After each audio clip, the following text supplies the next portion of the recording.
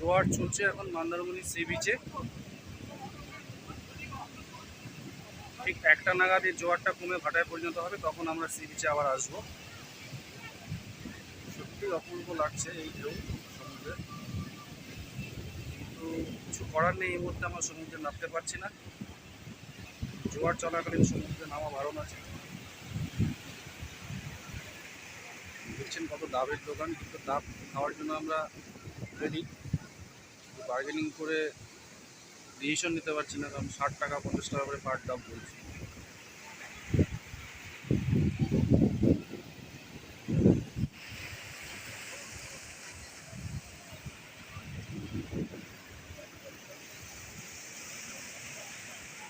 সবাই ফটো তোলার জন্য ব্যস্ত হয়ে পড়েছে, ফটো সেশন চলছে।